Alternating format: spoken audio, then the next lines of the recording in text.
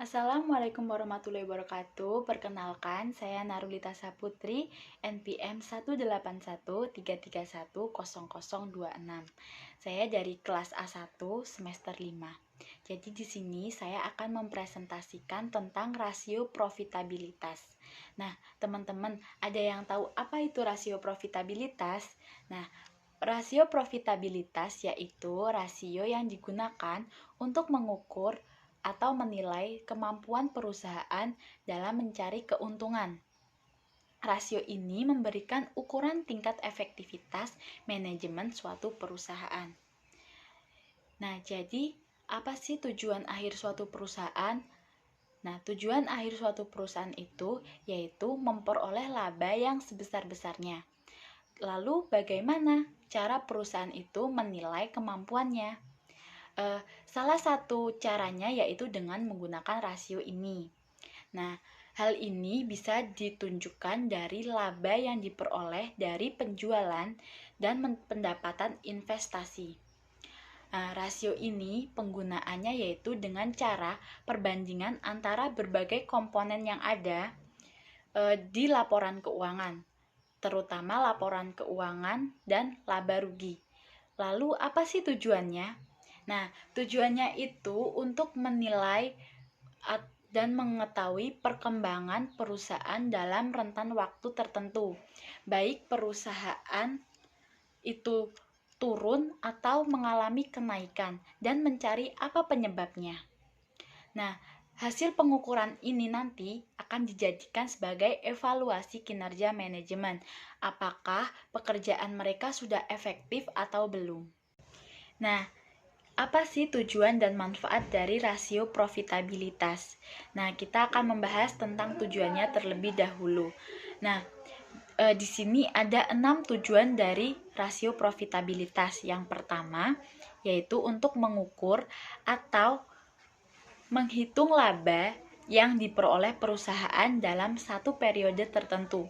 Yang kedua, ada yaitu untuk menilai posisi laba perusahaan tahun sebelumnya dengan tahun sekarang. Yang ketiga, untuk menilai perkembangan laba dari waktu ke waktu.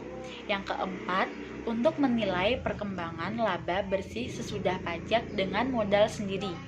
Yang kelima, itu untuk mengukur produktivitas seluruh dana perusahaan yang digunakan baik pinjaman maupun modal sendiri.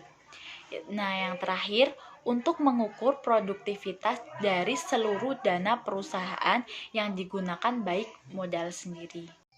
Nah, kemudian untuk manfaatnya sendiri di sini ada 5. Yang pertama, untuk mengetahui besarnya tingkat laba yang diperoleh. Lalu yang kedua, untuk mengetahui posisi laba perusahaan tahun sekarang dan tahun sebelumnya. Yang ketiga, mengetahui perkembangan laba. Yang keempat, mengetahui besar laba bersih sesudah pajak dengan modal sendiri. Yang kelima, mengetahui produktivitas dari seluruh pendanaan.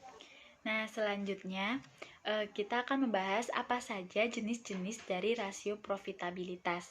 Nah, jadi jenis-jenis profitabilitas ini yang pertama ada profit margin on sales. Nah, yaitu merupakan suatu rasio yang digunakan untuk mengukur laba atas penjualan. Nah, jadi rumusnya itu cara menghitungnya profit margin yaitu penjualan bersih dikurangin harga pokok penjualan dibagi sales.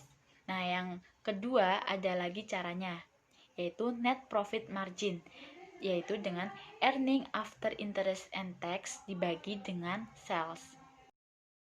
Nah, yang kedua yaitu hasil pengembangan investasi atau return on investment atau ROI, merupakan rasio yang menunjukkan hasil return atas jumlah aktiva yang digunakan dalam perusahaan. Nah, caranya menghitung yaitu earning after interest and tax dibagi dengan total aset. Nah, yang ketiga yaitu hasil pengembangan investasi ROI dengan pendekatan DuPont. Cara penghitungannya yaitu margin laba bersih dikali dengan perputaran aktiva. Selanjutnya yang keempat yaitu hasil pengembalian ekuitas atau return on equity atau ROE, merupakan rasio untuk mengukur laba bersih sesudah pajak dengan modal sendiri. Nah, cara perhitungannya yaitu earning after interest and tax dibagi dengan ekuitas. Yang kelima yaitu hasil pengembangan ekuitas atau ROE dengan pendekatan DuPont. Cara perhitungannya yaitu dengan margin laba bersih dikali perputaran total aktiva dikali penggandaan ekuitas. Nah, yang keenam yaitu laba per lembar saham biasa atau earning per share of common stock, yang merupakan rasio yang digunakan untuk mengukur keberhasilan manajemen dalam mencari keuntungan bagi pemegang saham. Caranya yaitu dengan laba saham biasa dibagi dengan saham biasa yang beredar. Nah, sebagai contohnya saya mengambil laporan keuangan dari PT Adikarya Tbk. Di sini terdapat laporan keuangannya. Lalu, untuk analisis rasio profitabilitas PT Adikarya Tbk ini sebagai berikut. Yang pertama itu untuk profit margin on sales. Nah, jadi pada tahun 2018, margin laba perusahaan yaitu sebesar 16%. Nah, untuk tahun 2019, margin labanya itu hanya sebesar 15%. Nah, di sini itu terjadi penurunan rasio dari tahun 2018 ke 2019 sebesar 1%. Nah, hal ini perlu dicari tahu apakah penyebabnya. Karena jika tidak ditindaklanjuti, maka akan membahayakan perusahaan. Nah, yang kedua ada ROI. Nah, pada tahun 2018 menunjukkan bahwa tingkat pengembangan investasi yang diperoleh sebesar 0,021 atau 2%. Nah, untuk tahun 2019 naik sebesar 0,25% dari tahun 2018, di mana artinya pengembalian investasi ini meningkat sebesar 0,25%. Nah, hal ini menunjukkan adanya peningkatan kemampuan untuk memperoleh ROI. Tetapi di sini manajemen harus juga memikirkan bagaimana cara meningkatkannya.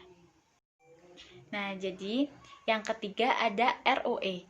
Pada tahun 2018 menunjukkan bahwa tingkat pengembalian investasi yang diperoleh yaitu sebesar 10,03%.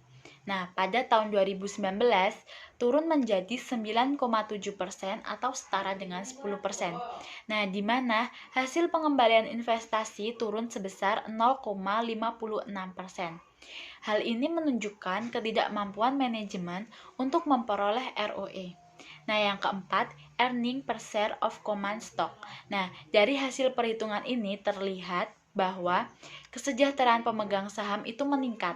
Nah, di sini kemampuan perusahaan untuk mencari keuntungan dirasa berhasil, tetapi manajemen tetap harus melakukan evaluasi ke depannya untuk lebih meningkatkan laba dan mengantisipasi agar tidak ada terjadinya penurunan.